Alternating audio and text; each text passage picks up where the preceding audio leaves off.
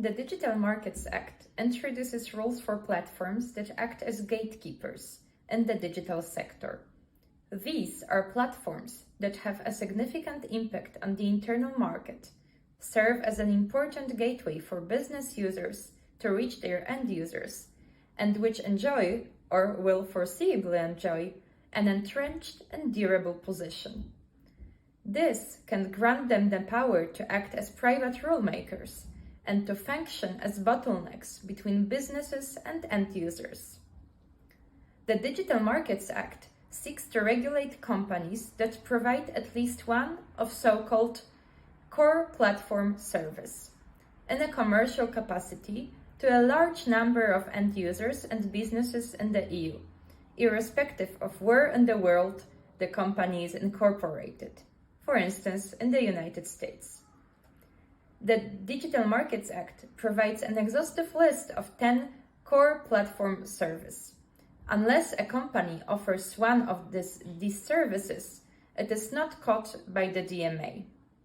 The core platform services listed in the DMA are online intermediation services, for instance, online marketplaces, app stores, online search engines, such as Google, online social networking services, for instance, Facebook, video sharing platform services such as YouTube, number-independent interpersonal electronic communication services, for instance, instant messaging services such as WhatsApp or iMessage, operating systems such as Windows, Android, web browsers, Chrome, virtual assistants, for instance, Siri, Google Assistant, cloud computing services such as Azure, and online advertising services provided by a company providing another core platform service.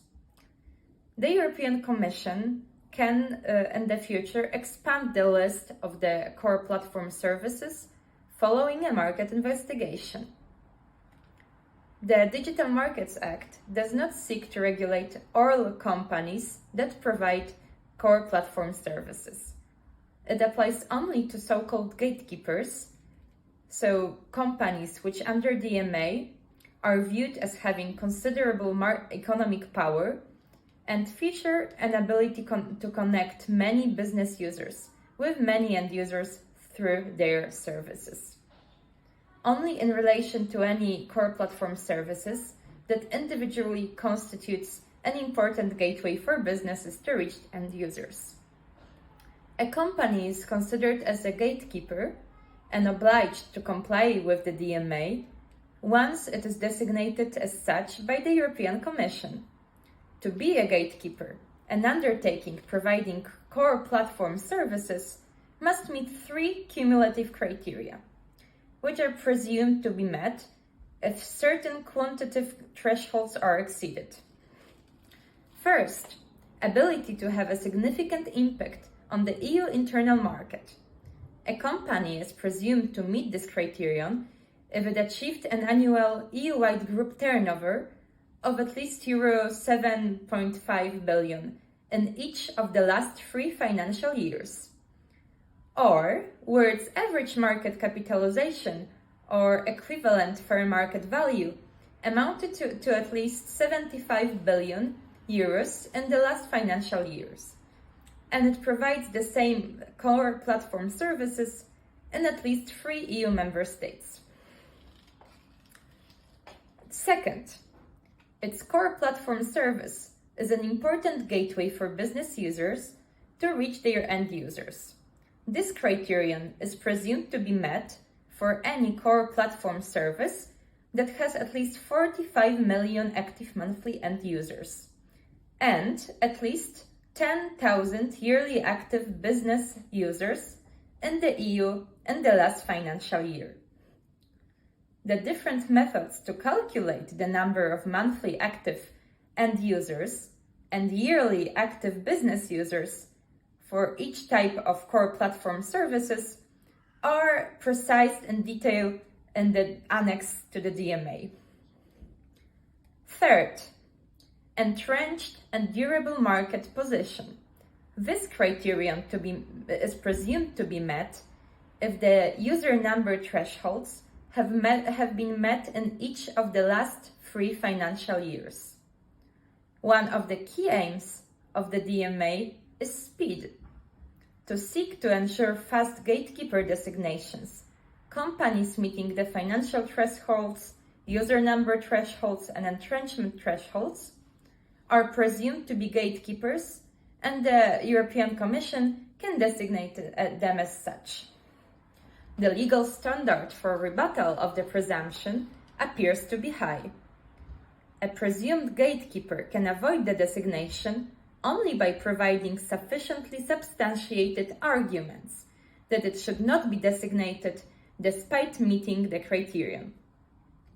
The recitals to the DMA indicate that sufficiently substantiated arguments are those that manifestly put into question the presumption. The nature of acceptable arguments to rebut the presumption was highly contested during the legislative deliberations. Ultimately, the DMA provides that the European Commission can accept only narrow argumentation directly related to the thresholds and cannot accept economic arguments related to market definition or efficiencies. Companies that do not meet the thresholds, as well as emerging gatekeepers, can still be designated as gatekeepers on the basis of a qualitative assessment which the European Commission may carry out through a market investigation within a non-binding 12-month timetable. A company meeting the thresholds must notify the European Commission within 2 months of satisfying the thresholds. The Commission will then designate the undertaking as a gatekeeper and list all the gatekeepers within 45 days of receiving all required information, unless the undertaking, through sufficiently substantiated arguments, avoids the gatekeeper designation. If a company fails to make a notification, the European Commission is empowered to designate it as a gatekeeper on becoming aware of relevant information. The Commission shall review each gatekeeper designation at least every 3 years and check whether new companies meet the thresholds at least every year.